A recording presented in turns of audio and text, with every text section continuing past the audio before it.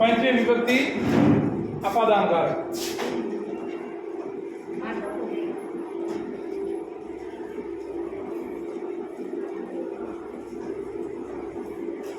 से पृथक होना या अलग होने के भाव में। पृथक होने पर जो स्तर है उसकी अपादान संज्ञा होती है, अलग होने के बाद फिर स्तर रह जाता है उसकी अपादान संज्ञा होती है। उसमें चतुर्थ पंचमी विभक्ति लगाना है। जैसे पेड़ से पत्ता गिरता है, पेड़ से अलग होने के बाद स्तर हो गया है, तो किसमें लगानी है? जिससे पृथक हुआ है।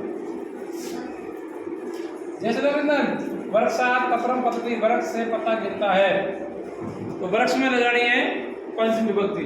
वैसे ही नरपा ग्रामात आगच्छति, राजा गांव से आता है तो जिससे वो अलग हुआ है गांव से, वह तो गांव में पंचमी लगा लेनी है। या पेड़ से पत्ता अलग हुआ तो पेड़ में पंचमी लगा लेनी है। ये तो सामान्य नियम है। उसके बाद वो पद विभक्ति के नियम है। कुछ ऐसे शब्द है, कुछ ऐसी धातुएं हैं, कौन शब्द का प्रयोग अपन करेंगे तो पंचमी विभक्ति में कौन कौन सी धातु है, कौन कौन से शब्द है, वो आगे इस प्रकार है। सबसे पहले भय वाली धातु, मतलब जहाँ डर पैदा होता है, भय वाली धातु होता है ना। जैसे बालक शेर से डरता है, उसमें भी होता है। या पुलिस आती है, पुलिस से चोर डरता है, उसमें पंचमी विभक्ति होगी। उसी प्रकार जैसे भय और रक्षा दोनों, भय और रक्षा वाली दोनों धातु है, उन धातुओं के साथ में जो प्रयोग होता है, इसमें भय का कारण है। बालक को शेर से डर लग रहा है तो शेर है वो भय का कारण है, तो शेर में पंचमी आएगी। चोर है वो पुलिस से डरता है तो पुलिस में पंचमी आएगी। भय का जो कारण है ना, उस कारण में एक पंचमी लगानी है। जैसे बालक सिंह विवेकी, बालक सिंह से डरता है तो पंचमी विभक्ति किसमें आई है? बालक में नहीं आई है। जिस डर का कारण है, डर का कारण शेर है, सिंह है, सिंह में ये विभक्ति आई पंचमी। जैसे नरप दुष्टात रक्षति यात्रायते, राजा दुष्ट से रक्षा करता है। अब किससे रक्षा करता है? दुष्ट से, तो उसमें आएगी पंचमी विभक्ति। तो जो डर का कारण है उसमें पंचमी है, और जिससे रक्षा की जा रही है उसमें पंचमी है। अगला नियम है, अब जैसे आप स्कूल में अगर पढ़ते हो तो आप नियम बुलवाते हो। इस प्रकार से नियम पूर्वक जो विद्या ग्रहण की जाती है, उस शिक्षक में, उस मनुष्य में, उस पढ़ाने वाले में पंचमी विभक्ति होगी। इसमें होगी जो पढ़ाने का काम कर रहा है और जहाँ पढ़ने नियमित रूप से आते हैं, जैसे विद्यालय है, महाविद्यालय है, वो गुरुकुल है, जहाँ पढ़ाने वाले में पंचमी विभक्ति भरनी है। जैसे शिष्य है उपाध्याय अधीते, शिष्य उपाध्याय से पढ़ता है, छात्र शिक्षकात पढ़ती, छात्र शिक्षक से पढ़ता है। तो अब जिस से पढ़ता है उसी में पंचमी विभक्ति हो गई है। पढ़ना कहाँ है? नियम पूर्वक है। अपन घर में किससे पढ़ रहे हैं वो नियम पूर्वक नहीं है, उसमें पंचमी नहीं आएगी। अगला है जुगुप्सा। अब विराम प्रमाद, तो जुगुप्सा विरमा प्रमाद अर्थ वाली धातुओं के प्रयोग में जिससे गणना आदि की जाती है उसमें पंचमी विभक्ति करनी है। पर जिस चीज से अपन गणना कर रहे हैं, कई लोग पाप से गणना करते हैं तो पाप में पंचमी आ जाएगी।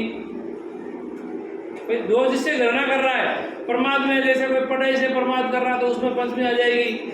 आलस्य कर रहा है, परमात्मा को आलस्य कर रहा है।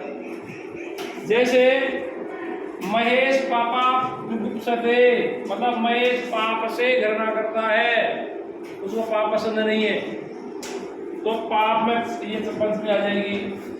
कुलदीप अधर्मार्थ विरमति, ये अधर्मार्थ, विरमति रोकता है, अधर्मार्थ अधर्म को रोकता है। मतलब अधर्म वो गणना करता है, मान लो अधर्म को, मतलब जो धर्म के विरुद्ध में है उसको नहीं मानता है तो उसमें अधर्मार्थ आ गया।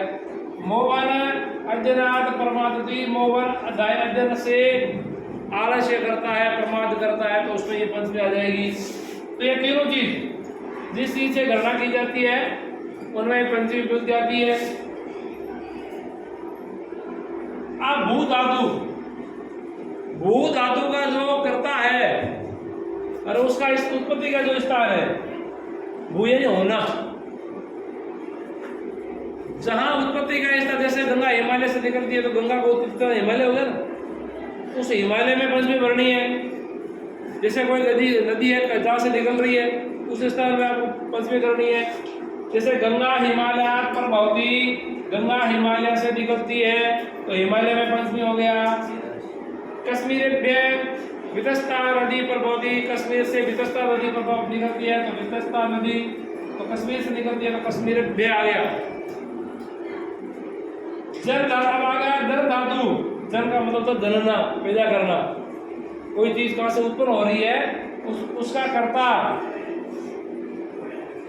जो उसका कारण है, जिस कारण से उस उत्पन्न हो रही है उसमें पंचमी भरना। जैसे हिंदी में बोलते हैं गाय के गोबर में बिच्छू पैदा होता है, गाय के गोबर में बिच्छू पैदा होता है तो क्या करोगे आप, किसमें लगाओगे भाई पंचमी, जो हाँ गोबर में नहीं, हाँ गाय के गोबर में, इतना लंबा शब्द उसका एक शब्द बन जाएगा, उसमें बिच्छू पैदा हो रहे, जो जलने का कारण है उसमें पंचमी लगाना। जैसे इस उदाहरण दिया है,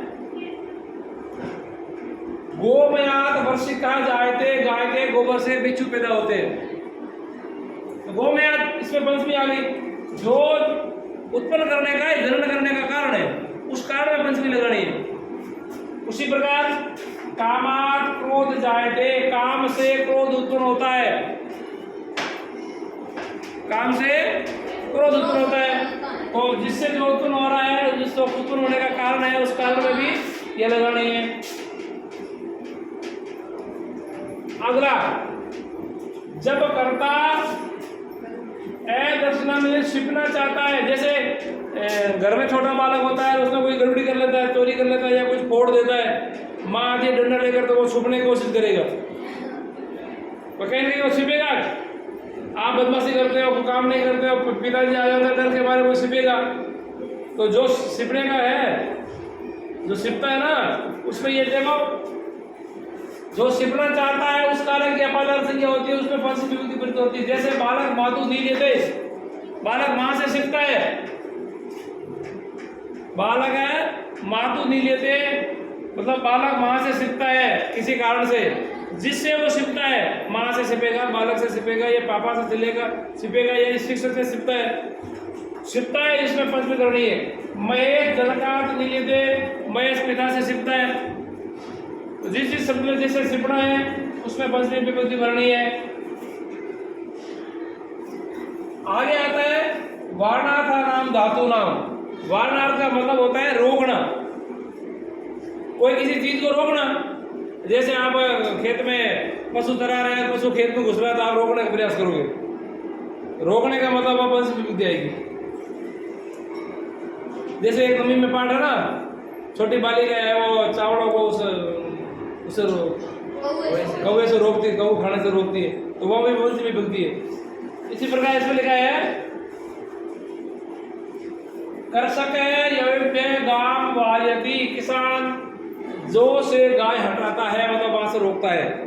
गाय खेत में घुस रही, जो के खेत में, वहां से किसान हटाता है, तो गवे यव्य यो से गाय हटाता, वो हो गया। फिर आता है, अब यहाँ ऐसी बताइए, जब दो पदार्थ है, कोई दो चीज है, दो आदमी है या दो कोई भी है, उसमें तुलना की जाती है। तुलना मतलब ये बढ़िया है, ये बढ़िया नहीं है, या उससे ये अच्छा है। जब कोई दो में विशेषता प्रकट की जाती है और विशेषण शब्दों के साथ में ये सुनत्वा तरफ प्रत्यय का प्रयोग किया जाता है, जिससे विशेषता होती है, जिससे विशेषता प्रकट की जाती है उसमें पंचमी विभक्ति होती है। जैसे राम श्यामात पटुतर अस्ति, राम श्याम से चतुर है, दो की हुई ना, पटु शब्द है, पटुतर हो गया, इसमें तरफ प्रत्यय लग जाए। जब आप एक से अधिक की तुलना करेंगे तो सातवीं विभक्ति में जाना पड़ेगा, दो की विभक्ति तुलना करें तो पंचमी में।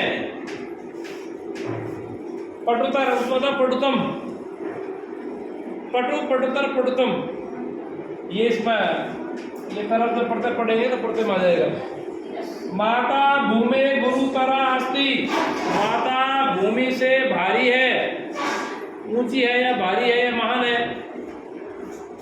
तो जो है जिसकी जिससे है उसमें ये पंचमी विभक्ति हो गई है।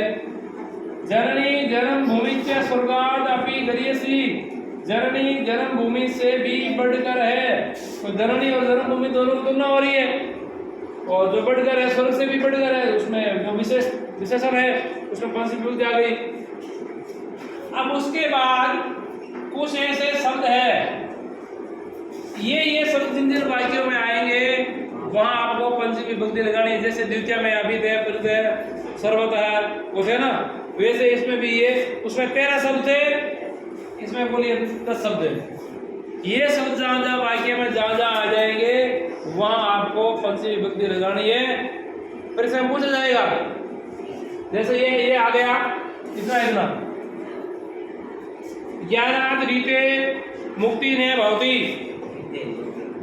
तो दो प्रकार के प्रश्न, एक को विभक्ति बताना पड़ेगा, विभक्ति पंचमी है, उत्तर में कारण लिखना पड़ेगा, कारण रीते योग्य पंचमी विभक्ति भवती। तो जैसे अपने ऐसा लिखेंगे, एक को लिखेंगे विभक्ति, ये विभक्ति लिखकर सामने लिख देंगे पंचमी, ठीक है, और नीचे लिखेंगे कारण, तो रीते योग्य पंचमी विभक्ति, ऐसे लिखेंगे तब जाके बड़ा उत्तर पूरा होगा। ये प्रत्येक में लिखना है, जो इसमें 3 प्रश्न आएंगे, या तो शुद्धिकरण का पूछा जाएगा, शुद्ध लिखा होगा उसको शुद्ध करिए, या विभक्ति और कारण पूछा जाएगा। ज्यादातर द्वितीय, तृतीय, पंचमी ये पूछ जाते हैं या शब्द में।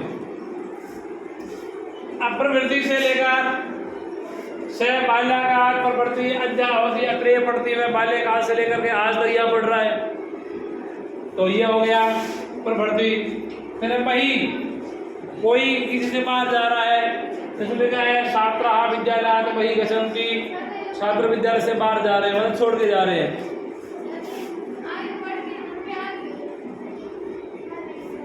ठीक है। तो वही शब्द आ गया, तो पंचमी है। अब देखो इन शब्दों से पूर्व वाला शब्द है वो हमेशा इस विभक्ति का है। विद्यालय गमनात् पूर्वम गृह कार्य कुरु, स्कूल जाने से पहले गृह कार्य, वो पूर्वम शब्द आएगा, वहां भी आपको पंचमी भरनी है। इन शब्दों के पहले वाले शब्द पंचमी विभक्ति के हैं। प्राक सबसे पहले वाले, ग्रामात प्राक आश्रम अस्ति, गांव से पहले आश्रम है, जो बाहर से गांव से आता है उससे पहले आश्रम दिखाई देता है, फिर गांव आता है। तो पहले जो है उसमें प्राक आ गया, प्राक से पहले पंचमी विभक्ति है। अन्य दूसरा रामात अन्य एम के अस्ति, राम के अलावा ये कौन है, मतलब अन्य शब्द आ गया, अन्य है पीछे पहले आ गया, वो पंचमी विभक्ति आ गया। फिर अनंतरम बाद में, अंतरा अलग है, अंतरा एक बीच में था वहां, इसमें अनंतरम बाद में। यशवंत पठनात् अनंतरम क्रीड़ा क्षेत्रम गच्छति, यशवंत पढ़ने के बाद खेलने जाता है, तो इसमें भी अंतर आ गया। फिर पढ़ता क्या अलग है, नगरात् पृथक आश्रम अस्ति, नगर के बाहर पृथक, नगर से अलग, तो ये आश्रम है। परम इन बाद में, रामात् परम श्याम अस्ति, राम के बाद में श्याम है, कोई खड़े है ना, राम के बाद में श्याम, परम इन बाद में। एक आता बिना, धनात् बिना जीवनम, धनात् बिना जीवनम व्यर्थम, धन के बिना जीवन व्यर्थ है, बिना द्वितीय में भी है। जलम बिना जीवन व्यर्थ है, जल के बिना भी जीवन व्यर्थ है, वहां जलम है, यह धनात् है। तो इस प्रकार से ये पंचमी विभक्ति के कुछ ऐसे शब्द भी है, इन शब्दों का उपयोग भी पंचमी विभक्ति में होता है, ज्यादा होगा वह आपको पंचमी विभक्ति भरनी है। तो ये पंचमी विभक्ति की चीजें रहेगी, एक तो जो अलग होने का भाव है या पृथक होना भाव है उसमें पंचमी होगी। उसके बाद कुछ धातु है, उन धातुओं के योग, जैसे गणना करने वाली होती है धातु है, ये अलग लगती है ना,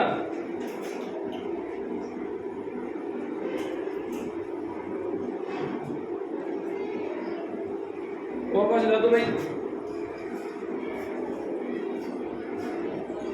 एक धन धातु थी, एक भू धातु के योग में था, एक दुजुसवा था, एक नियम गुरु जो पढ़ रहे हैं उनका वो था। देखो ये गणना वाले थे, एक भू धातु वो है, एक धन धातु है जहाँ से होता है, एक छिपने वाली है दशनम, और एक रोकने वाली है वर्णात्मक, और एक विशेष दो में विशेषता प्रकट करने वाली धातु है, और उसके बाद एक शब्द है। इन शब्दों का इसमें उपयोग होता है। अब एक षष्ठी विभक्ति बहुत कम है, छोटी है।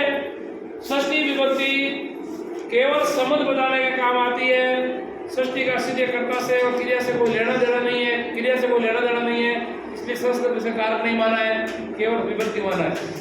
हिंदी में जरूर संबंध कारक है, संस्कृत में संबंध कारक नहीं है, कारक चाहिए ज्यादा नहीं है।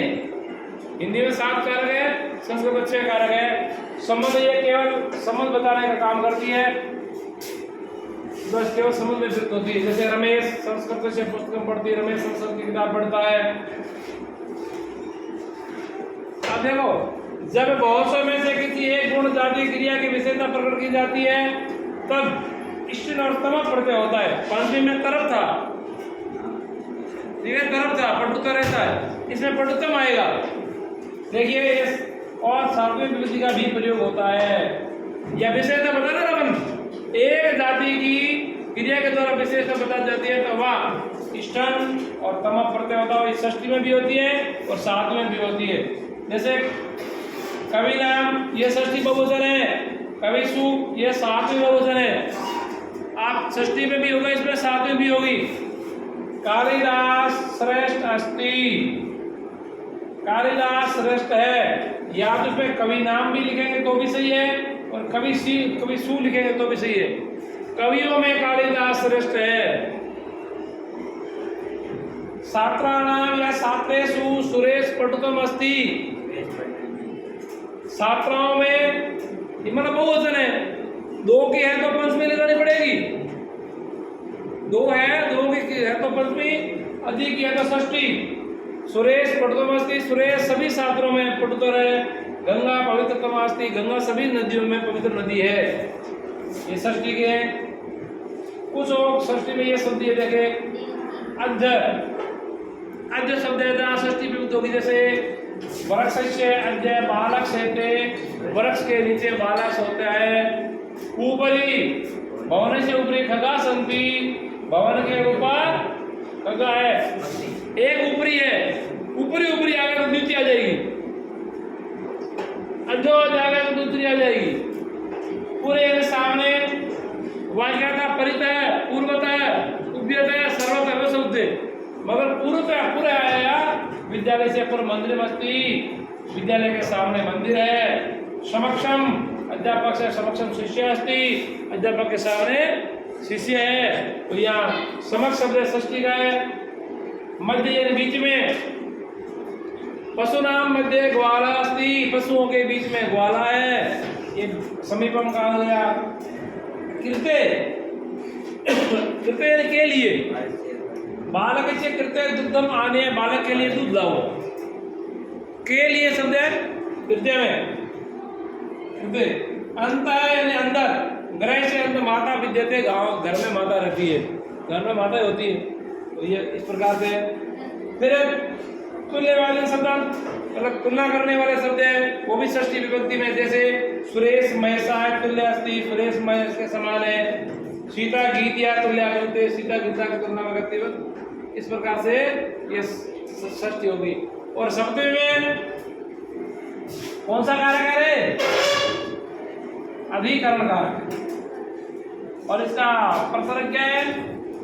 मैं और पर, में और पर। क्रिया की सिद्धि में जो आधार होता है, क्रिया की सिद्धि का मूल आधार, उसमें आपको शब्द में विभक्ति होती है, अधिकरण कारक होता है। जैसे नरप सिंहासने तिष्ठति, राजा सिंहासन पर बैठता है। हाँ, सिंहासने। वयम ग्रामे निवसा, हम गांव में रहते हैं। ऐसे शब्द आते हैं मैं और पर वाले, वह षष्ठी विभक्ति सप्तमी विभक्ति होती है। जिसे स्नेह किया जाता है उसमें सप्तमी विभक्ति होती है। स्नेह, लाड दुलार, जहाँ लाड दुलार किया जाता है उसमें पंचमी होती है, सप्तमी होती है। जैसे पिता पुत्रे स्नेहति, पिता पुत्र से स्नेह करता है, तो जिससे अपन स्नेह कर रहे हैं उसमें सप्तमी भरनी है। ऐसा नहीं कि पिता में भर दें। फिर है संलग्नार्थ और चतुरार्थ शब्दों के योग में सप्तमी विभक्ति होती है। जैसे बलदेव सर्वकार्य संलग्न अस्ति, बलदेव अपने काम में संलग्न है, मतलब कोई काम में लगा हुआ है, उसमें आपको सप्तमी भरनी है। जयदेव संस्कृते चतुर अस्ति, जयदेव संस्कृत में चतुर है तो चतुर शब्द आ गया, उसमें भी साथ में भरनी है। इसमें कुछ शब्द है, जैसे ये देखो क्या क्या शब्द है। श्रद्धा, बाल में से पितरी श्रद्धा होती, बालक की पिता में श्रद्धा होती है। श्रद्धा शिष्य की अध्यापक में श्रद्धा होती है, श्रद्धा होती है ना। जिसमें श्रद्धा है उसमें आपको पंचमी भरनी है। और विश्वास है, विश्वास में भी सप्तमी भरनी है। महेश स्वयं मित्रे विश्वास अस्ति, महेश का स्वयं मित्र में विश्वास है, तो विश्वास और श्रद्धा दोनों में सप्तमी विभक्ति। अब देखो एक क्रिया के बाद दूसरी क्रिया है, पहले एक क्रिया होगी फिर दूसरी क्रिया है। तब पहली क्रिया में पूर्व की क्रिया में और उसके कर्ता में सप्तमी विभक्ति होती है। जैसे अपन टेंस पढ़ते हैं, प्रेजेंट पास्ट परफेक्ट टेंस, उसमें पहला वाक्य होता है वो सिंपल पास्ट टेंस का होता है और दूसरा परफेक्ट टेंस का होता है। वैसे इसमें पहला है वो सप्तमी विभक्ति का होगा करता। और देखो रामे वनम गते दशरथ प्रणाम है तजत, राम के वन में जाने के बाद दशरथ ने अपने प्राणों को त्याग दिया। पहले काम कौन सा हुआ है? राम वन में गए ना, तो रामे वनम गते ये पहला काम हो गया है। तो रामे में कौन सी विभक्ति हो गई है? सप्तमी। गते दशरथ प्राण है तजत, दशरथ ने प्राण त्याग दिए। दोबारा है सूर्य, सूर्य का मतलब होगा सूर्य, सूर्य की सप्तमी कर दी सूर्य। अस्तम गते, जब सूर्य अस्त हो गया, सर्वे बालका ग्रहण है, सभी बालक घर चले गए। तो जब दो क्रियाएं होगी तो पहली क्रिया के कर्ता में सप्तमी विभक्ति भरनी। इस प्रकार से अपने ये सातों विभक्ति का काम पूरा हुआ, 7 कारक से कारकों का काम पूरा हो गया। धन्यवाद। अल्लाह कल पढ़ेंगे, दूसरा टॉपिक लेंगे कोई।